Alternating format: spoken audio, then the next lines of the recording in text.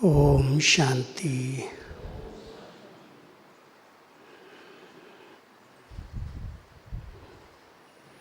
सभी बाबा के इस ज्ञान सरोवर में बादलों की रिमझिम के बीच बहुत अच्छी तपस्या कर रहे हैं। ये भी बाबा के बच्चों को गोल्डन चांस मिलता है। गोल्डन चांस मिला है ना। पहली भट्टी फिर से लॉकडाउन में या आप लोगों को ही चांस मिला। काफ़ी दिनों के बाद, समझता हूँ मार्च से सब सेवाएं बंद हुई थी। उसके बाद अभी आपका ही ग्रुप पहला आया है।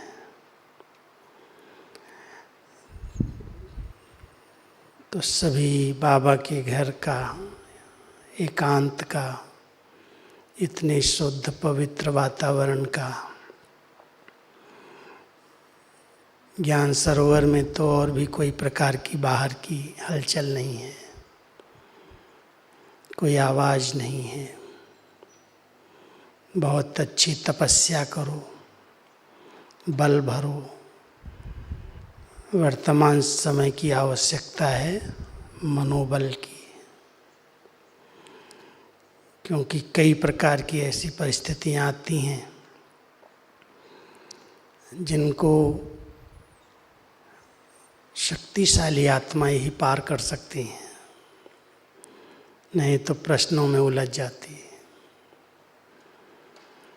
बाबा ने हम सबको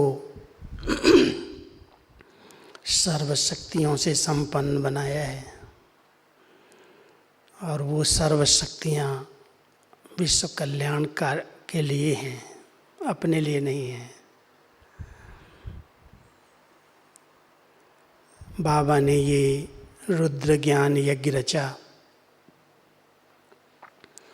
राजस्व अश्वमेध अविनाशी रुद्र गीता ज्ञान यज्ञ, बहुत बड़ा नाम है। और इस गीता ज्ञान यज्ञ में ब्रह्मा बाबा के साथ साथ हम ब्राह्मणों को निमित्त बनाया, सेवाधारी बनाया, सेवा का भाग्य मिला। और उस सेवा के भाग्य से ही आज हम सब इतनी ऊंची श्रेष्ठ स्थिति बना सके। जो भी बाबा की यज्ञ में समर्पित हुए, चाहे समर्पित हुए या प्रवृत्ति में रहते हैं, लेकिन यज्ञ को जिन्होंने अपना समझा, मेरा घर मेरा यज्ञ, मुझे इसकी प्रगति करनी है, हर बात में सहयोगी बनना है, उनके ऊपर यज्ञ पिता प्रसन्न हो गए। भले उन्होंने अपनी स्थिति इतनी ऊंची नहीं बना पाई, लेकिन सेवाओं में सहयोगी बने, तो सहयोगी बनते बनते योगी बन गए। ये हम सबका अनुभव रहा है। योग क्या है, धारणाएं क्या हैं, ये तो बाद में पता चली। पहले तो हम आए मधुबन में तो सेवाएं ही थी, और सेवाओं के करते करते, सेवाओं को देख कर के दादियों ने समर्पित होने का चांस दे दिया। स्थिति बना करके नहीं मधुबन में समर्पित हुए, मधुबन में समर्पित होने के बाद स्थिति बनाई। आए तो सभी सेवा के लिए ही थे, और कर्मणा सेवा ही थी। ये भी सेवाएं नहीं थी भाई, वाचा सेवा है, मनसा सेवा है, कोई भी प्रकार की और दूसरी सेवा तो यज्ञ में थी ही नहीं। पहले केवल कर्मणा सेवा थी। और कर्मणा सेवा का इतना बड़ा महत्व, यज्ञ सेवा का महत्व, जिससे यज्ञ पिता यज्ञ माता प्रसन्न हो जाए। तो जिन्होंने भी यज्ञ में बहुत दिल से अपना समझ करके, बाबा का एक शब्द मुरली में आता है, हड्डी सेवा की, हड्डी सेवा, जिगरी दिल से अपना समझ करके की, दधीची की तरह अपनी हड्डियों को भी समर्पित किया, ऐसे यज्ञ की सेवा करने वालों पर यज्ञ पिता, यज्ञ माता ऐसे प्रसन्न हुए जो सब दुआएं, सब प्रकार की आशीर्वाद दे दी। उनसे दुआएं मांगी नहीं हैं, आशीर्वाद मांगी नहीं है, लेकिन उनकी आशीर्वाद सदा ही सिर पर है, अनुभव होता है। केवल सेवा ही की और क्या किया। और सेवा में भी ये सेवा मेरी, ये सेवा तेरी नहीं, जो सेवा मिली बाबा के घर की कोई भी सेवा छोटी तो है ही नहीं। कोई कहे अरे ये भंडारे की सेवा करना, सफाई की सेवा करना, ये सेवा तो नौकर भी कर सकते हैं, लेकिन नौकर करें और बच्चे करें उसमें अंतर तो होगा ना। तो हम सब ने शुरू में मधुबन में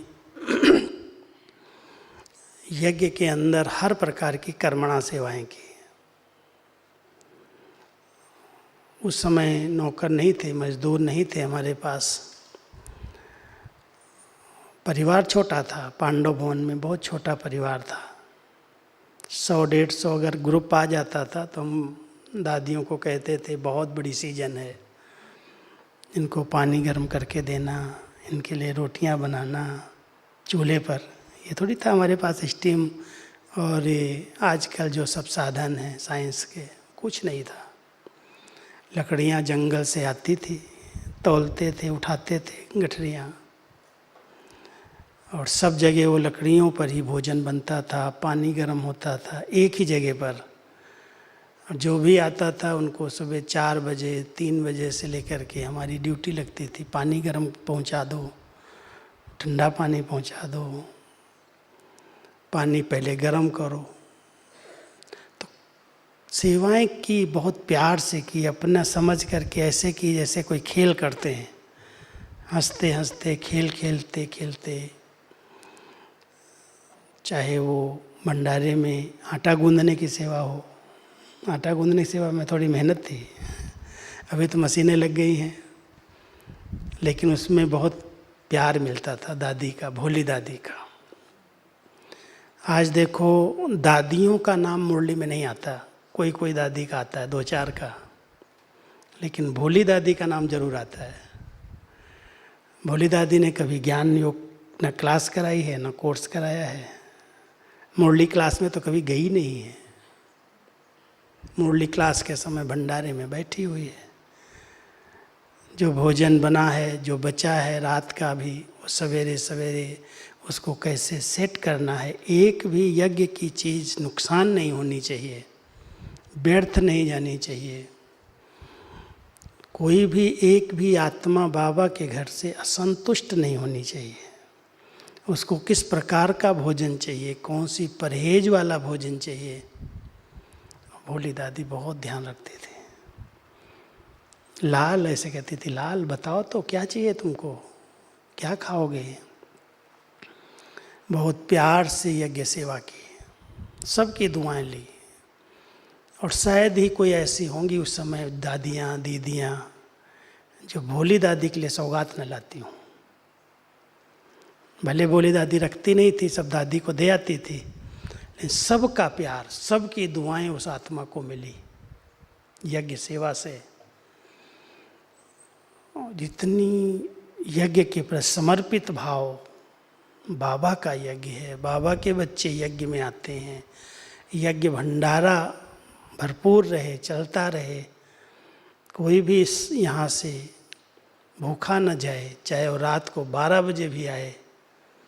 भोली दादी जागती ज्योत है, बैठी है, पता चल जाए कि आज ये ग्रुप आने वाला है, भोली दादी को नींद नहीं आएगी। और इसके कारण दादियाँ इतना निश्चिंत थी कि भोली बैठी है बस, आप समझ सकते हो उस आत्मा को बड़ों की कितनी दुआएं मिली होंगी। ये यज्ञ सेवा का महत्व। तो यज्ञ में कोई भी सेवा जिसको जो मिलती है, चाहे वो समर्पित हैं चाहे प्रवृत्ति वाले हैं, अपनी सेवाएं देते हैं। 6 प्रकार की सेवा बाबा ने बताई है।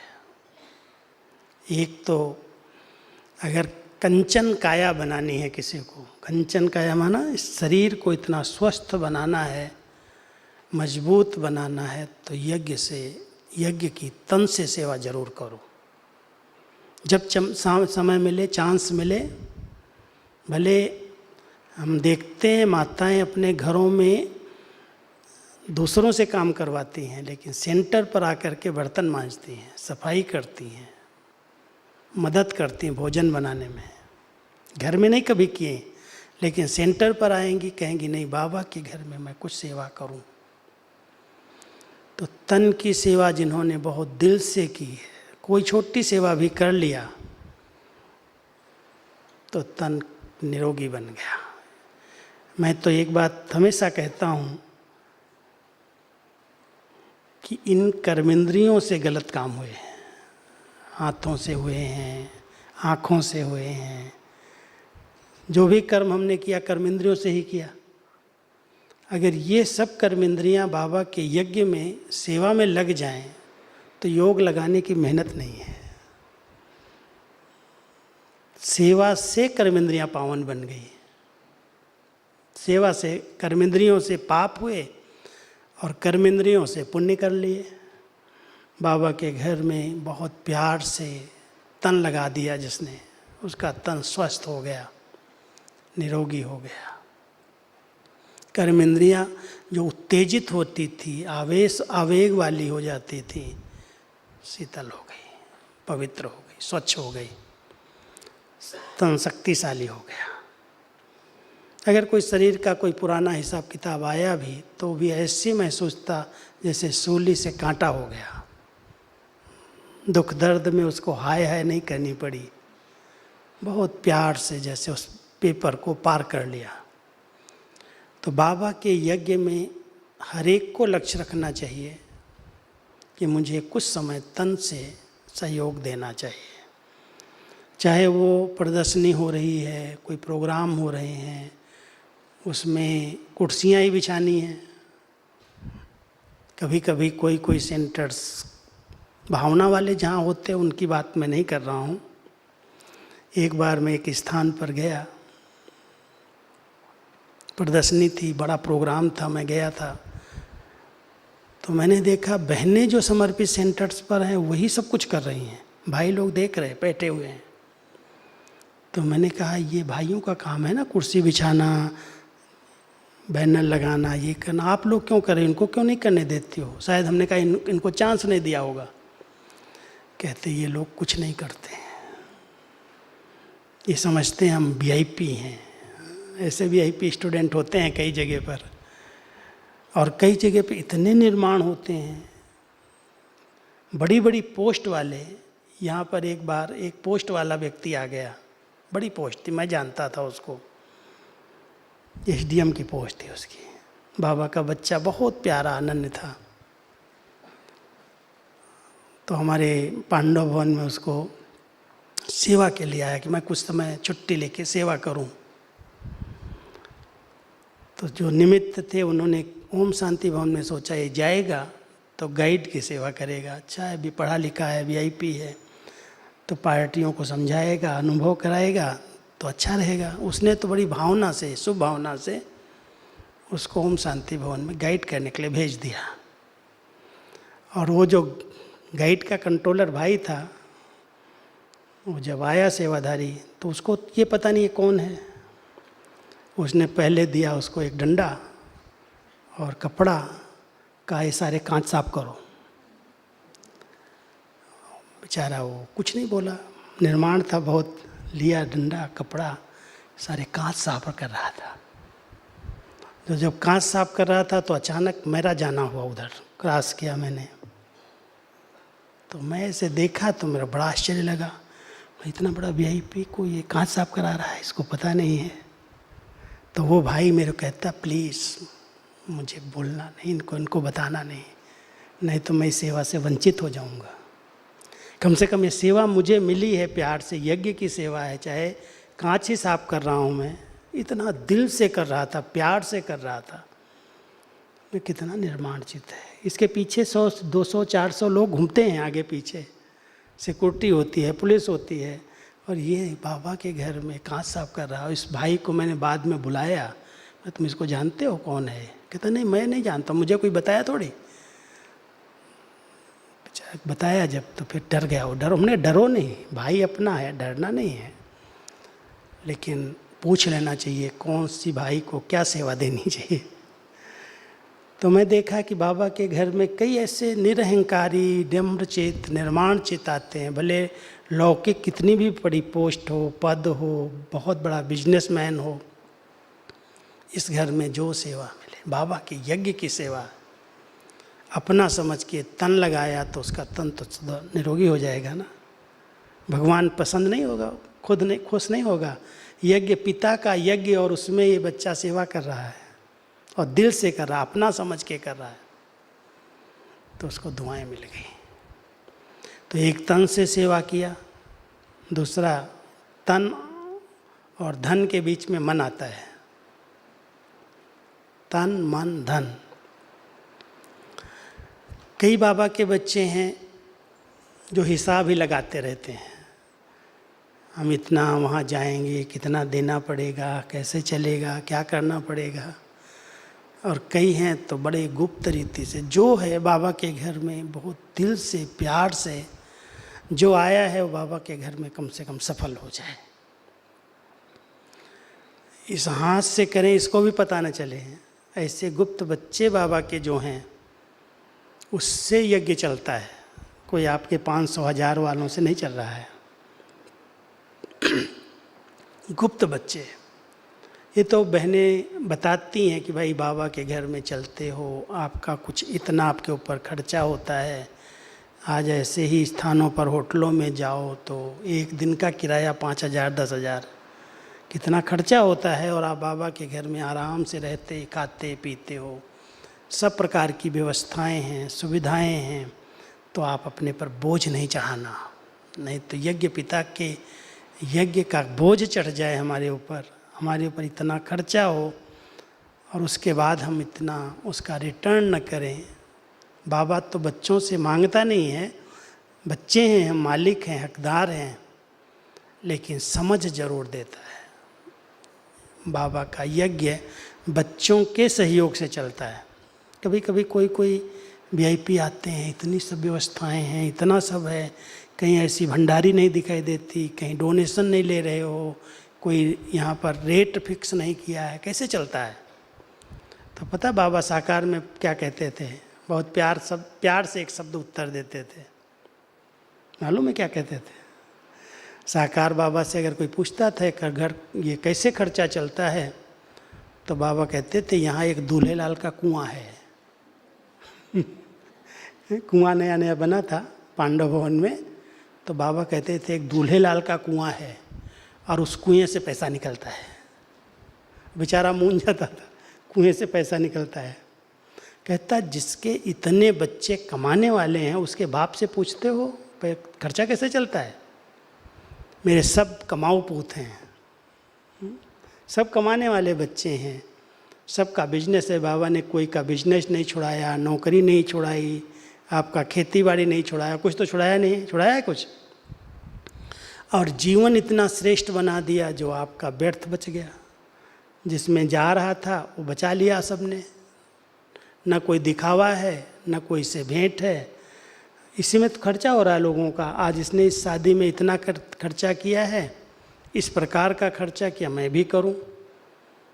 एक दूसरे को दिखा करके भेंट करके लोग कितना बर्बाद करें, पैसे उड़ा रहे हैं।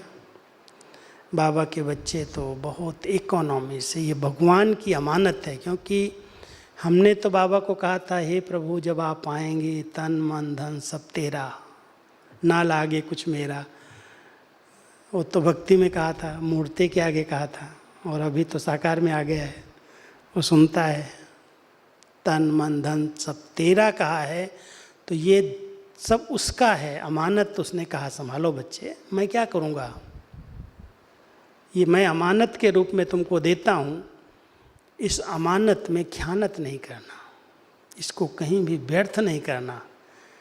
यज्ञ सेवा में लगाओ, अपने लौकिक में कोई ज़रूरी सेवाएं हैं उनमें लगाओ, लेकिन इधर उधर खर्च नहीं करना, देखा देखी में नहीं करना।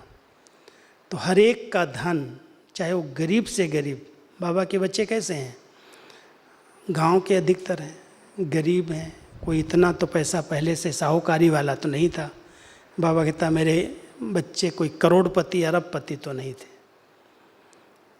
लेकिन जितना था उसको इतना अच्छी तरह से मैनेज कर लिया, जो उनका घर ऐसे लगता है तो बड़े साहूकार लोग हैं, आराम से रहते हैं, खाते पीते हैं, मौज से रहते हैं, कोई तनाव नहीं, कोई टेंशन नहीं, कोई महंगाई की चिंता नहीं। भले हो जाने दो, है कोई चिंता भाई? आप लोग बैठे हो, कोई चिंता है किसी को? वो तो बताओ। बाबा खिलाने वाला है, बाबा चलाने वाला है, बाबा ने सब कुछ दिया है, और कुछ हम व्यर्थ कर ही नहीं रहे हैं, देखा देखी वाला नहीं करते हैं, शोबाजी नहीं है। 2 रोटी तो बाबा खिलाने के लिए बंधा हुआ है, उसे तो कोई भूखा नहीं रहेगा। बाबा अपने आप प्यार से खिलाएगा, पालना करेगा। इसलिए सभी जो कुछ है बाबा की अमानत है, बस एक पैसा भी इधर उधर नहीं खर्च होना चाहिए। प्रवृत्ति में रह रहे हो, घर गृहस्थ में हो, आपका परिवार है, जवाबदारियां हैं, सब निभाओ जरूर, लेकिन वेस्टेज नहीं करना। उसको जितना हो सके नई दुनिया की स्थापना के कार्य में सफल करना, बाबा के यज्ञ की सेवाओं में सफल करना। वो धन सफल हो गया तो देखो आज सुदामा के लिए कहते हैं चावल मुट्ठी अगर भगवान ने उसकी स्वीकार कर ली तो उसको महल देना पड़ा। तो बाबा के इस बेहद यज्ञ के अंदर या अपने सेंटर्स के यज्ञ के अंदर कोई धन लगाता है तो उसके पास कभी धन की कमी नहीं आती, अपने आप सब कुछ बाबा उसको देता है, इतना भरपूर हो जाता है कि कुछ भी उसने किया है तो रिटर्न उसका बाबा की तरफ से मिल जाता है। लेकिन इसके महत्व को समझना है, किसी से पूछ करके कोई को नहीं करना है, तुमने कितना किया, तुमने कितना किया, अरे किया या नहीं किया, मैंने कितना, मेरे पास जो है मैं उसमें से जितना सफल कर लूँ। अगर सच्ची दिल है, पैसा नहीं है, तो बाबा कहता कोई बात नहीं। मुझे तो वो दृश्य याद आता है, एक बार समर्पण समारोह हो रहा था कन्याओं का, और बड़ी बहनें तो नेचुरल है पूछेंगी भाई हमको कितना देना चाहिए, कितना देना चाहिए, इधर उधर नहीं तो हमारे से पूछेंगे, किसी से पूछेंगे। तो दादी के कान तक ये बात चली गई। दादी बड़े प्यार से कहती, क्लास के बीच में ही कहा कि कन्याएं बाबा को मिली, इससे ज़्यादा और क्या चाहिए? कुछ नहीं चाहिए बाबा के घर में। एक नारियल भी अगर कोई ऐसे प्यार से लेकर के बाबा के साथ, कन्या के साथ समर्पित करता है तो बहुत बड़ी बात है। इसलिए कोई सोचना नहीं कि मुझे इतना देना चाहिए, है तो करो। बहुत अच्छा करते हैं लोग, कन्या दान करते हैं। लौकिक में अगर एक कन्या की शादी करते हैं तो 2-4 लाख रुपया तो ऐसे खर्च हो जाते हैं। अगर वो समर्पित कर रहे हैं, बाबा के बेहद यज्ञ में कर रहे हैं, तो उनका फर्ज बनता है कि मैं बाबा इस कन्या के निमित्त ही बाबा के घर में कुछ सफल कर लूँ, बोझ तो नहीं रहे।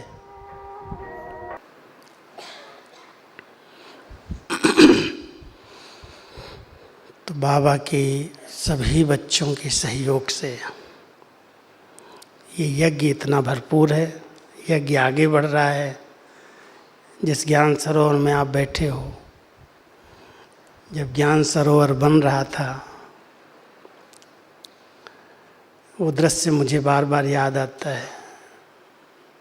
आपके एक महाराष्ट्र की बहुत गरीब माता, बहुत गरीब, माना वो झाड़ू पोछा करने वाली, सफाई करने वाली, मधुबन में नहीं आई एक बार भी उस समय, लेकिन उसको पता था कि ज्ञान सरोवर बन रहा है, मुझे एक ईंट बाबा के घर में लगानी है। बाबा कहता ना एक ईंट लगनी चाहिए।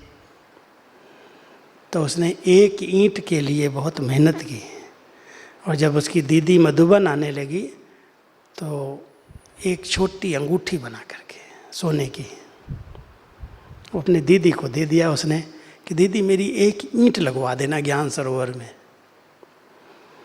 और जब वो बहन निमित्त टीचर ले करके आई, दादी को दिया। ओम शांति भवन में दादी मुरली सुना रही थी और वो अंगूठी क्लास में लेके आ गई, और दादी ने वो अंगूठी पहनी और पहन करके डांस किया। कहती है ऐसी ऐसी माताएं इस ज्ञान सरोवर के लिए दिल से कर रही हैं, अपना समझ के कर रही हैं। आप उसको आत्मा को कितनी दुआएं मिली होंगी। मैं समझता हूँ जितने लोग यहाँ ज्ञान सरोवर से लाभ लेके जा रहे हैं, ऐसी आत्माएं शेयर होल्डर बनी हुई हैं, उनको शेयर इसके मिल रहे होंगे। बहुत बाबा के ऐसे भोले गरीब गांव के बच्चों ने ये सब स्थान बनवाए हैं। उनका तन लगा है, मन लगा है, धन लगा है, लेकिन तन और धन के बीच में मन को भूलना नहीं है। कई लोग करते हैं लेकिन मन अलग होता है, करूं न करूं, करना चाहिए नहीं करना चाहिए। जिसने मन से किया है, माना दिल से किया है, उसका सफल हो गया। उसका बाबा ने स्वीकार कर लिया।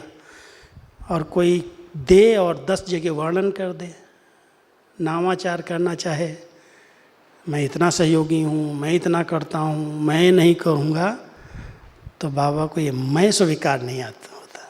कभी बाबा किसी के मैं को स्वीकार नहीं किया। भगवान को तुम दोगे क्या? भगवान दाता है, वो लेने वाला नहीं है किसी का। अगर किसी ने बाबा के लिए कुछ किया है, यज्ञ के लिए किया है, तो देने वाला दाता उसको माला माल कर देता, भरपूर कर देता है। दिल से किया है तो, दिखावे से किया है तो थोड़ा नाम हो गया, महिमा हो गई, बहनों ने उसकी खातिरी कर दी, सौगात दे दिया, काम पूरा हो गया, वहीं का वहीं। इसलिए ध्यान देना, सभी ध्यान देना कि बाबा के यज्ञ में जो हम करें, जितना कर सकें, गुप्त रीति से ऐसा पुण्य कमा लो। दान पुण्य कहलाता है, लेकिन दान कौन सा पुण्य कहलाता है? आज लोग मंदिर में दान करते हैं तो क्या करते हैं, एक संगमरमर का इतना पीस मार्बल का लगवाते हैं, उस पर लिख देते स्वर्गीय फलाने फलाने चाचा के नाम से। देखो जाके मंदिरों में छोटी छोटी पट्टी पर उनके बाप का, उनके चाचा का, उनके माँ का नाम लिखा हो। दान है क्या ये? शोबाजी, दिखावा, उसका कोई पुण्य नहीं बनता। और बाबा के घर में इतने सब भवन बने हैं, किसी पर किसी का नाम लिखा है? भाई इस माता ने या इस भाई ने, इसके नाम का ये कमरा है, इसके नाम से ये स्थान है। सब गुप्त दान। ये कोई हॉस्पिटल थोड़ी है जहाँ पर एक कमरे पर नाम लिख दिया जाए। ये बाबा का घर, बच्चों का घर है, बच्चों के लिए बनाया है। इसलिए बहुत गुप्त रीति से करके यज्ञ के अंदर अपना कुछ न कुछ सहयोग देना। नई दुनिया की स्थापना में कहते हैं, जब पुल बंधा था ना, रामायण के अंदर एक कहावत आती, कहानी आती है कि जब राम लंका पर चढ़ाई के लिए पुल बनाने लगे तो वानर पत्थर पर राम लिख देते थे तो पत्थर तैरने लगते थे। पुल बनने लगा तो एक गिलहरी सोचने लगी मैं भी कुछ मदद कर दूं। क्या मदद करूं? तो गिलहरी झाड़ से उतरती थी, पहले सागर में गीली हो जाती थी और फिर गीली होकर के बाहर आकर के रेत में लेट जाती थी। तो वो जो रेत उसके ऊपर चढ़ती थी वो दौड़ती थी और पुल के ऊपर झाड़ देती थी। ये बंदरों ने कहा ये क्या कर रही है, खेल कर रही है। उसको पकड़ के राम के पास ले गए कि ये पता नहीं इसको क्या हो गया है, बार बार आती है, सागर में डूबती है, फिर मिट्टी में लेटती है, फिर जाके झाड़ के आ जाती है और फिर ऐसे करती है, ऐसे बार बार।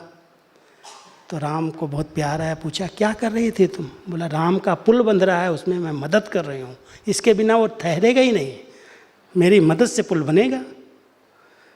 तो भगवान को कहते राम को बड़ा प्यार आया, तो उसने उसका आशीर्वाद का हाथ फेर दिया, तो गिलहरी के ऊपर 3 या 4 रेखाएं बनी हुई हैं।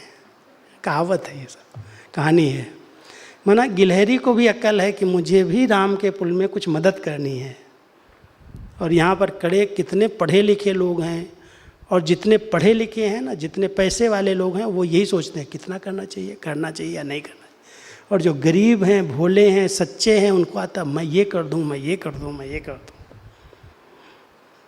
तो हम सबको ये भी अक्ल होना चाहिए कि कहाँ कितना करना चाहिए, क्या करना चाहिए।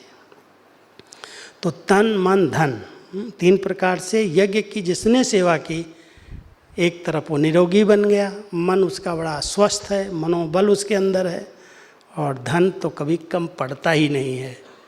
मैंने अगर किसी को भी बाबा के यज्ञ से कोई सहयोग के रूप में भी थोड़ा दे दिया, मदद की है, तो मेरे पास कितना बाबा रिटर्न करके दे देता है, कोई कमी नहीं है, सब भरपूर रहता है।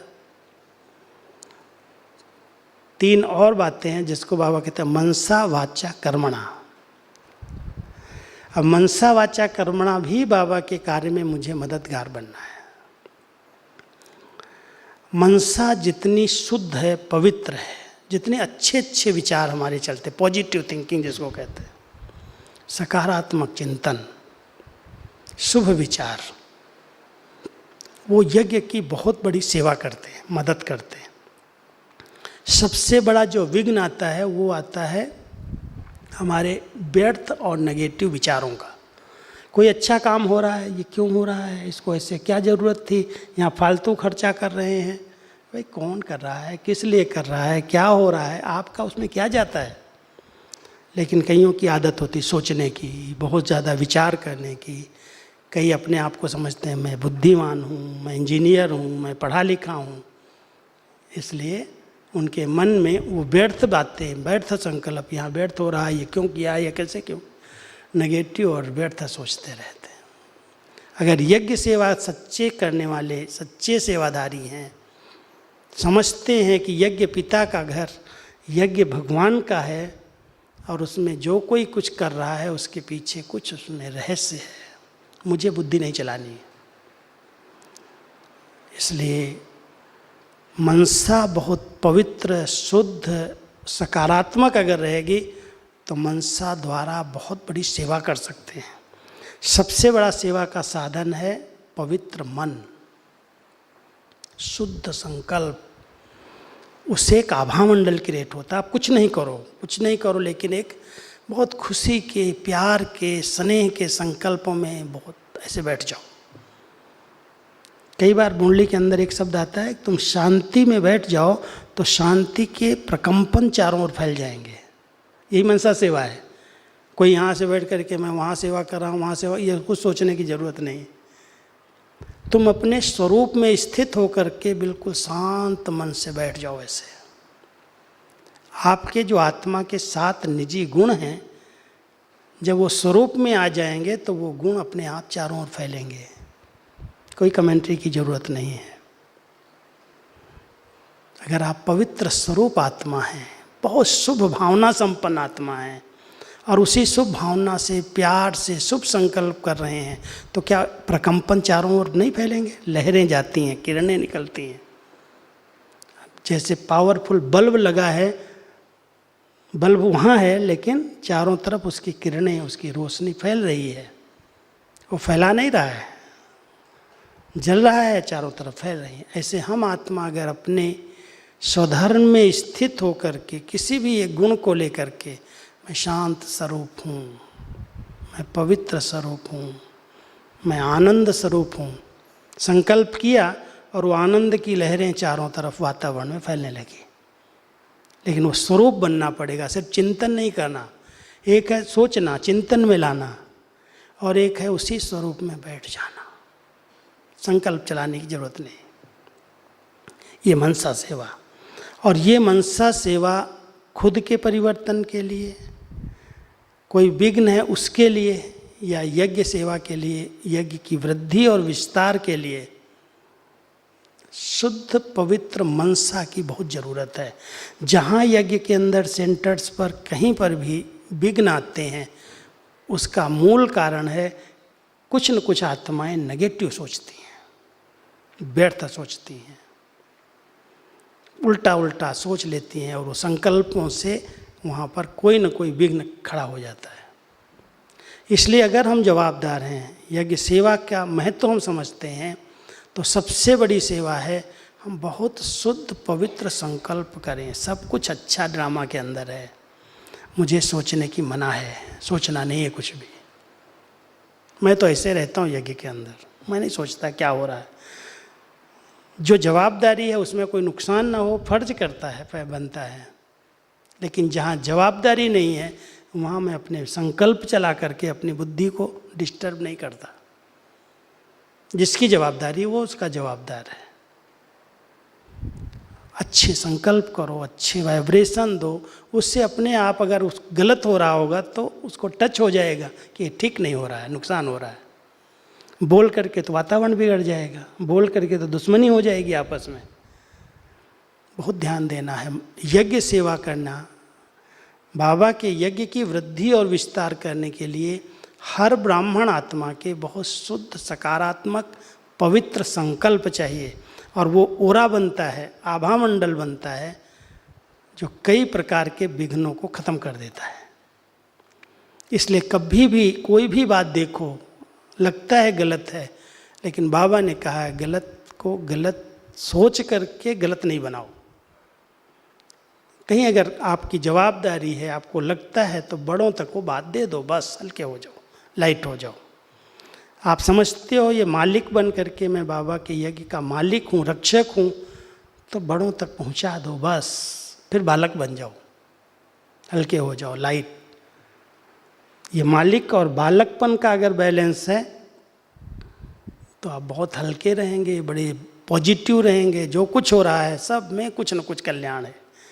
जब बाबा बैठा है, बाबा के बच्चे बैठे हैं, ऊपर से उसकी नज़र है, उसका कैमरा हमारे ऊपर लगा हुआ है, तो गलत कैसे हो सकता है। कई लोग सोचते हैं ये हो रहा, वो हो रहा, ऐसा हो रहा, वैसा हो रहा है। वो अपने ही संकल्प की शक्ति को नष्ट करते हैं। हम सबको अपने बहुत पॉजिटिव शुद्ध संकल्पों से इस यज्ञ की रक्षा करनी, सेवा करनी है। तब बाबा राजी है, प्रसन्न है, तब उसकी दुआएं मिलती हैं, आशीर्वाद मिलती है। तो सब ध्यान देना, कुछ भी हो, जितना आपको ड्यूटी मिली है, जितना आप समझते हो मेरा जवाबदारी है, उतने संकल्प चलाओ, बाकी कुछ सोचने की जरूरत नहीं। वाचा सेवा, जो हम संबंध संपर्क में आते हैं किसी के, भाषण करने का चांस सबको नहीं मिलता, क्लास कराने का चांस नहीं मिलता, लेकिन कुछ बाबा के 2 शब्द किसी के कान में सुना देना। वाचा से ज्ञान दान जरूर करना चाहिए। किसी को सुनाओगे तो बाबा कई बार कहते हैं, शिव बाबा मेरे मुख से बोलता है तो मेरे कान बहुत नज़दीक हैं, इसलिए बाबा बोलता है मैं पहले सुनता हूँ। अगर मैं बोलता हूँ तो मेरे कान पहले सुनते हैं, फिर आप सुन रहे हैं। नज़दीक तो ये है ना। इसलिए कुछ न कुछ ज्ञान दान, आप देखेंगे ज्ञान दान करने से आपकी वाचा को वरदान मिल जाएगा, बड़ी अच्छी वाचा हो जाएगी। जो कहेंगे, बोल देंगे, वो सत्य वचन हो जाएगा, वो सिद्ध होने लगेगा। इसलिए जो आया बोल दिया, जैसे आया बोल दिया नहीं। बाबा की कुछ एक बातें हमारे चिंतन में रहनी चाहिए, हमारे संबंध संपर्क में आ रहे हैं। बाबा का एक अच्छा सा बोल, एक अच्छा सा महावाक्य। आज देखो बाबा ने एक परिवर्तन शक्ति की बात की। परिवर्तन शक्ति के आधार से शुभ चिंतन करने वाली आत्मा विघ्न विनाशक बन जाती है। विचार करो। और परिवर्तन भी क्या चीज़ का बताया, कभी सोचा ही नहीं होगा किसी ने इस प्रकार का परिवर्तन, कि वो अपकार कर रहा है और मैं उस पर उपकार करूं। मेरे को गाली दे रहा है सामने वाला और मैं उसके ऊपर मुस्कुराऊं, कुछ नहीं उसके लिए बोलूं। परिवर्तन करो उसको। वो देहाभिमान में है और मैं आत्मिक स्थिति में रहकर उसके देहाभिमान को समाप्त कर दूं। परिवर्तन करो। छोटी बात नहीं है परिवर्तन की। बाबा की ऐसी ऐसी बातें जब सुनते हैं तो प्रैक्टिकल करना चाहिए, देखना चाहिए होता है कि नहीं। और उसके लिए बाबा कहता है ज्ञान का अच्छा चिंतन अगर हमने किया हुआ है, अंदर अंदर मनन किया हुआ है कोई भी आत्मा को बाबा की 2 बातें अच्छे से सुना दिया। आज बाबा ने कहा बच्चे कभी रूठना नहीं। रूठना माना 21 जन्मों के लिए उसकी तकदीर रूठ जाएगी। ऐसे ऐसी बाबा की मुरली सुनो, कुछ 2-4 बातें नोट कर लो, याद कर लो, और जब भी फ़ोन करो, ओम शांति करो किसी से, आज बाबा ने ये बड़ी अच्छी बात कही है, आज आपको भगवानों वाच्य सुना रहे हैं, भगवान ने आज ये कहा है, ये ज्ञान दान हो जाएगा। और इस ज्ञान दान से आपकी बुद्धि में ज्ञान टपकने लगेगा। कहते ज्ञान टपकना चाहिए, और फिर ये बोल जो हैं वो अनमोल हो जाएंगे। लोग सुनना चाहेंगे, लोग कहेंगे कुछ तो 1-2 शब्द मेरे लिए बोल दो। तो ये भी एक यज्ञ सेवा है, बाबा की सेवा है। और कर्मणा से बाबा कहता है गुणों का दान करो, मनसा से शक्तियों का दान करो, वाचा से ज्ञान दान करो, और कर्मणा से गुण दान करो। आप लोगों ने दादी जानकी को तो देखा है, जिन्होंने देखा हाथ उठाओ। सभी ने लगभग देखा है, पालना भी ली है। बाबा शुरू से कहते थे ये बच्ची गुणों का दान करती है, ज्ञान दान में भी नंबर 1 रही, लेकिन ये गुणों का दान करती, इस पर अंडरलाइन कराया है अव्यक्त बाबा ने। और आपने देखा है इतनी बड़ी उम्र के अंदर लास्ट तक भी वो बिस्तर पर नहीं रही है, सेवा पर रही है, चक्कर पर रही है। जहाँ गई है उसके अंदर यही भावना कि सबका तन मन धन सफल हो जाए, सब बाबा के यज्ञ में अपना सफल करें। इतनी बड़ी आयु में शरीर भी साथ नहीं दे रहा है, लेकिन मनोबल इतना शक्तिशाली, जिसको देख करके हम लोगों के अंदर भी उमंग आ जाता है। इतनी बड़ी उम्र में जहाँ देखो वहाँ सेवा पर चल दी। कभी मुरली मिस नहीं हो रही है, कभी योग मिस नहीं हो रहा है, अमृत वेला एक दिन भी मिस नहीं किया। भले हाल में नहीं आई, नहीं आने दिया साथियों ने, लेकिन बाबा के कमरे में जाके बैठी है, कर्म से गुणों का दान कर रही है, सिखा रही है कैसे इतनी बड़ी एज में, इतनी बड़ी प्रॉब्लम में भी, शरीर कैसा भी है, लेकिन जो बाबा की श्रीमत है उसका उल्लंघन नहीं करना है। करके सिखाया, कह के नहीं। यह है कर्मणा से गुणों का दान। कर्मणा से यज्ञ की कर्म के द्वारा सेवा नहीं, लेकिन जो कुछ कर्म आप कर रहे हैं, अगर उस कर्म में बहुत रुचि से, एक दृढ़ता के साथ उसको पालन कर रहे हैं, तो लोगों को सीखने को मिलता है। ऐसे करना चाहिए, बहुत अच्छा है। कैसे खुशी खुशी से सब कर रहे हैं। तो हम सब बाबा के बच्चे कर्मों से गुणों का दान करें। ऐसे यज्ञ सेवा का बहुत बड़ा महत्व है। जिसने यज्ञ को यथार्थ समझा है, किस लिए भगवान ने यज्ञ रचा, एक प्रश्न आता है। बाबा कहता है जिस दिन से ये यज्ञ रचा गया उस दिन से विनाश ज्वाला निकली, यज्ञ से विनाश ज्वाला निकली। कई लोग मेरे से प्रश्न पूछते हैं वो क्या है।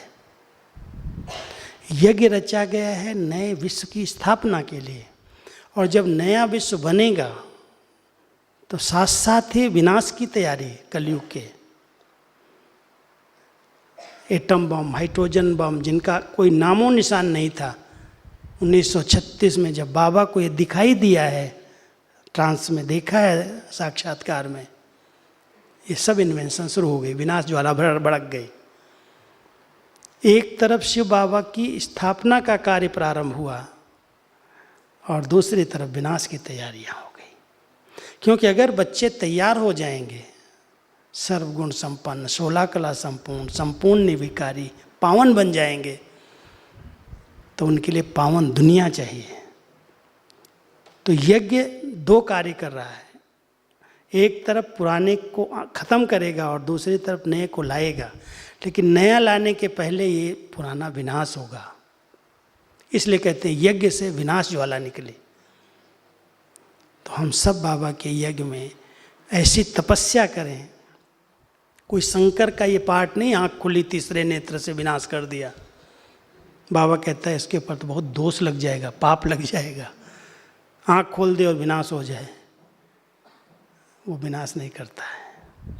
लेकिन आप बच्चे जो तपस्या करते हो उससे विकारों का, विकृतियों का, तमोगुण का, पापों का नाश हो जाता है। इसलिए तपस्या ही विनाश ज्वाला को भड़काती है।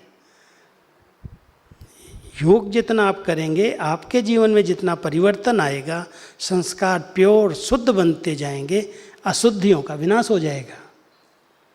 तो सृष्टि का हम विनाश नहीं कर रहे हैं, सृष्टि तो अनादि अविनाशी है, उसका थोड़ी विनाश हो रहा है, वो तो परिवर्तन होती है। सतयुग से त्रेता आया, द्वापर आया, कलयुग आ गया। अब कलयुग इतना तमोगुण बढ़ गया, इतने पाप बढ़ गए हैं, तो हम योग करेंगे, तपस्या करेंगे तो पापों का अंत हो जाएगा। पापी जो हैं अगर नहीं सुधरेंगे, नहीं सुधर पाएंगे अपने को, तो परमधाम में बैठ जाएंगे, जाके घर में बिठा देगा उनको। विनाश नहीं होता कोई भी चीज़ का। इसलिए बाबा हम सबको कहते हैं ये यज्ञ मैंने रचा है कलयुगी दुनिया के महाविनाश के लिए, इसको सुधारने के लिए, ठीक करने के लिए नहीं। कहते हैं आप कुछ करो, ऐसा योग करो, शांति हो जाए। पता शांति तो हो जाएगी, लेकिन शांति विनाश में है। विनाश नहीं हो ऐसी, इसके लिए योग हम नहीं करते। लेकिन कलयुग का विनाश है, विकारों का विनाश है, पापों का विनाश है, बुराइयों का विनाश है, सृष्टि का नहीं। तो इसलिए बाबा ने यज्ञ रचा है और हम सब बाबा के बहुत भाग्यवान बच्चे, भाग्यशाली बच्चे हैं जो उसके यज्ञ में किसी न किसी रूप में सहयोगी बन गए हैं। तन से, मन से, धन से, मनसा से, वाचा से, कर्मणा से कुछ न कुछ बाबा के कार्य में हमारा सफल हो जाए, लग जाए। नई दुनिया बनाने में कुछ हिस्सा भी लग जाएगा। देखो बापू जी ने जब ये नारा दिया इनकलाब जिंदाबाद,